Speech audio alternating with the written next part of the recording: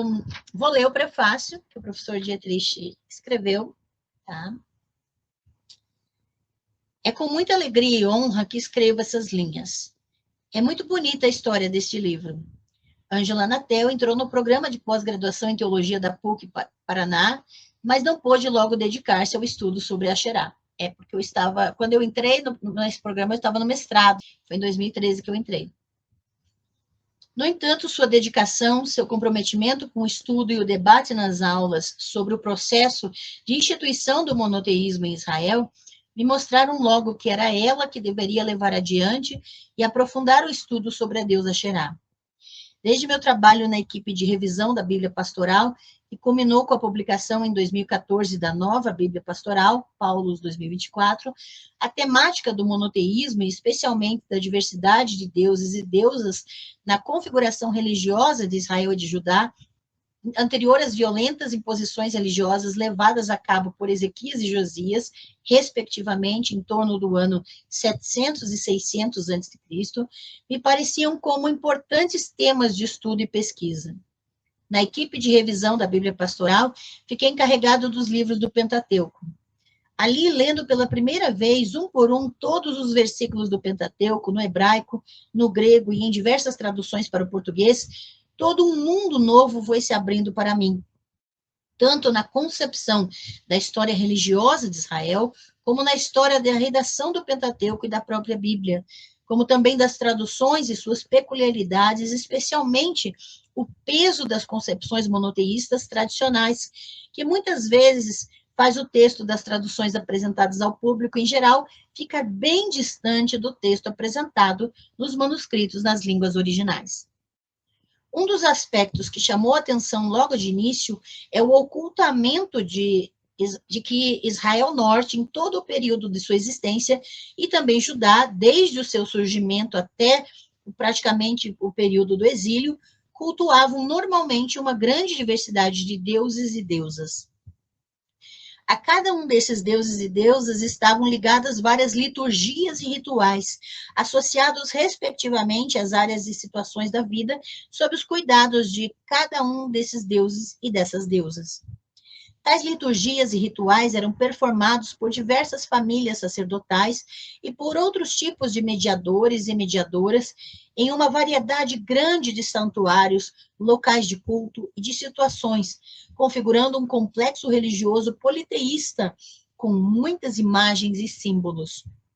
Essa pluralidade de deuses e deusas abarcava desde a religião oficial, na qual a divindade ou as divindades privilegiadas pela família no poder em cada um dos reinos podiam gozar de algum destaque especial, e também na religiosidade praticada no dia a dia das vilas e das casas, seja no meio urbano, seja no meio camponês. A diversidade de culto censurada pelos reis Ezequias e Josias não era só uma questão de culto e religião, era também o espaço de manifestação de voz, de referencial para muitos homens e mulheres e grupos econômicos, políticos e sociais na sociedade, dentro e fora das estruturas da religião do rei. Um dos alvos específicos desse ocultamento e de censura é a deusa Asherá. Sua presença nos textos hebraicos é muito mais forte do que nos textos traduzidos para as línguas modernas. As dificuldades e os conflitos de gênero que atestam o patriarcalismo vigente na sociedade ocidental cristã criam muitas barreiras para mostrar no mundo do divino uma deusa tão ou mais importante que o Deus Javé. A censura a Asherá e também as outras deusas significa também o amordaçamento de muitas vozes femininas e o tolimento de seu espaço de protagonismo familiar e social. Esse patriarcalismo machista afeta a todos, a todas e a todos nós. E não se restringe ao nível da tradução da Bíblia, mas manifesta-se também de maneira muito forte na exegese dos textos bíblicos e nas pesquisas e interpretações dos achados arqueológicos, que em muitos casos teimam em mostrar retratos que desafiam as concepções tradicionais.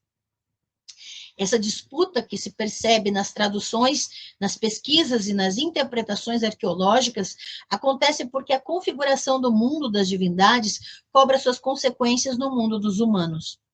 Então, para adentrar nesse campo é necessário desenvoltura e coragem, mas também um grande preparo. E isso foi o que Angela Natel, além de ir juntando um grande acervo de artigos e livros sobre a deusa, desenvolveu no tempo em que a deusa Xerá ficou esperando no programa de pós-graduação em teologia da PUC do Paraná para ser pesquisada por ela. Ao iniciar seus estudos do doutorado, Ângela buscava uma metodologia através da qual pudesse executar o seu intuito de resgatar a deusa e sua importância na vida dos povos do Oriente Próximo, mas também a importância de a compreender corretamente para a teologia e a espiritualidade libertadora, especialmente para as mulheres em nossa sociedade atual. Eu também não tinha as respostas para isso ainda. E é aqui que entram os estudos decoloniais, e especialmente do feminismo decolonial latino-americano. Esses permitirão a Ângela perceber uma espécie de colonialidade antes da colonialidade, ou, em suas palavras, ou seja, em minhas palavras, né? Colonialismo antes da colonização, já no processo de elaboração e transmissão dos textos bíblicos no seu passado, bem como também nas pesquisas e interpretações exegéticas e arqueológicas do nosso tempo. Então, a pesquisa não é só sobre a deusa Xerá, é sobre as interpretações que foram feitas sobre a deusa Xerá. O interesse de Ângela nessa tese, embora desenvolvido dentro do estrito segmento dos procedimentos acadêmicos, é pastoral numa linguagem eclesial e teológica e de um ponto de vista social e político extra-eclesial. É também um texto militante.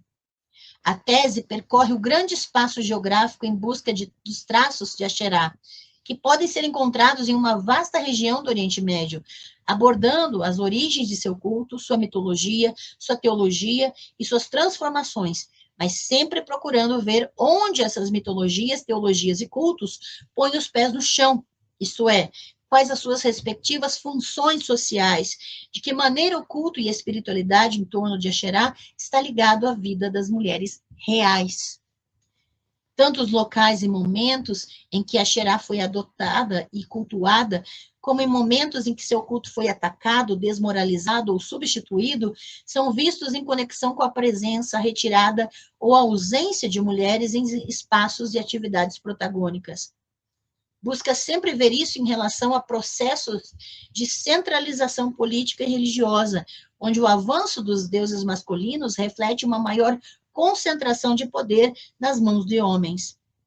Para Ângela, essa centralização traz consigo uma ação violenta de apagamento da diversidade religiosa anterior com a instituição de uma única forma de compreender e pensar o mundo, que vai formar as bases para a monolatria. Ressalta que os ataques e as restrições ao culto a Axerá representam graves restrições do papel e dos espaços públicos, políticos e religiosos das mulheres, tendo inclusive reflexos na formação e na vivência das mulheres na vida privada, pela diminuição de referenciais sagrados e de poder para o ser feminino. Quando o culto a Deus é diminuído, todas as mulheres são atingidas. Assim, nesse livro que está em suas mãos, a história da deusa Xerá é contada com traços que nos levam para muito além da sua presença na Bíblia hebraica, na exegese judaica e cristã e dos achados arqueológicos. Em sua pesquisa, Ângela tece um panorama mais rico e amplo, não apenas sobre a trajetória dessa importante divindade da antiguidade e da vida das mulheres e das sociedades que as cultuavam, mas também com uma análise crítica de praticamente toda a pesquisa sobre a Xerá, especialmente sobre os pressupostos assumidos por aqueles que contemporaneamente a nós recontam essa história. E essa é a característica que diferencia essa obra sobre a Xerá das demais. A adoção das perspectivas e das sensibilidades analíticas dos estudos feministas decoloniais possibilita à pesquisadora uma percepção crítica própria sobre as narrativas hegemônicas, muitas delas tidas como verdades absolutas. No entanto, Ângela nos conduz a perceber que muitas dessas narrativas, apresentando resultados de exegeses, de pesquisas arqueológicas e análises das religiões dos povos antigos, por estarem, em sua grande maioria, alicerçadas sobre concepções cristãs dominantes, tem seu olhar distorcido por esse cristianismo que por mais de um milênio desenvolveu-se, sendo religião oficial de impérios colonialistas que violentamente impuseram uma ordem social nos domínios do Ocidente cristão em que a busca pelo controle dos corpos femininos e a supressão do feminino dos espaços sagrados e de poder consistia, e ainda consiste, em uma de suas principais marcas.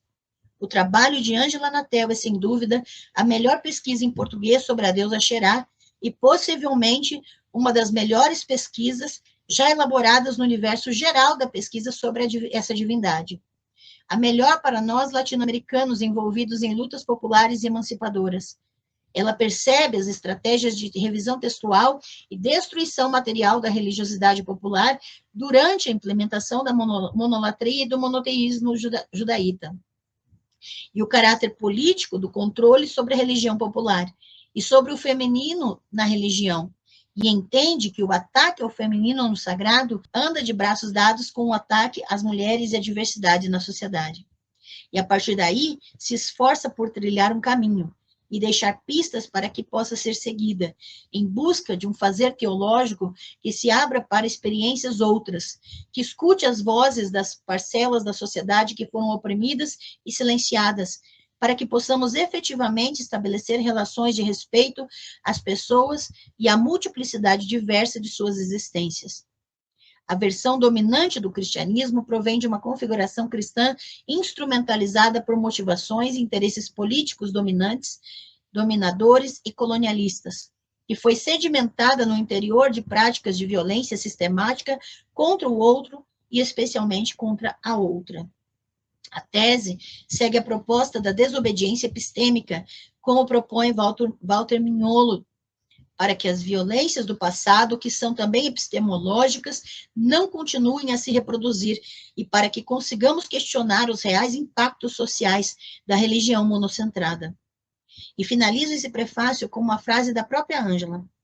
Por isso, nessa tese, argumentamos a favor de uma exegese feminista que seja cuidadosamente decolonial, isto é, atenta ao silenciamento do feminino no sagrado e ao que esse movimento diz acerca da situação das mulheres do passado e de hoje. Ainda que esses questionamentos e reformulações epistemológicas nos levem a contrariar a narrativa bíblica, é ao abalar as edificações de poder que poderemos caminhar rumo à destruição de estruturas que reproduzem arbitrariedades históricas. Espero que a leitura desse texto dê a vocês tanto aprendizado, alegria e esperanças, quanto propiciou para mim e ainda continua inspirando. Com gratidão e um grande abraço, Luiz José Dietrich, Florianópolis, 22 de fevereiro de 2025. Esse é o prefácio, tá? Esse é o prefácio, eu ainda tive que me conter, não é a primeira vez que eu leio o prefácio, mas para mim foi o professor conseguiu resumir um pouco da minha luta pessoal, que vai ser refletida automaticamente na minha produção, né?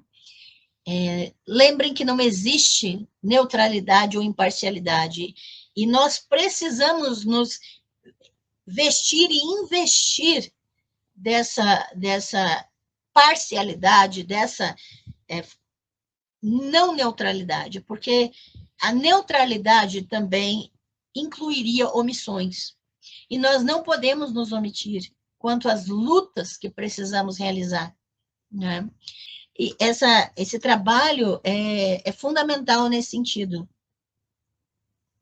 Saber exatamente quais vozes são silenciadas, de que forma essas vozes foram silenciadas, e como isso afeta todos nós hoje. Todos. Tá? E para mim é uma grande alegria ter esse trabalho colocado aqui.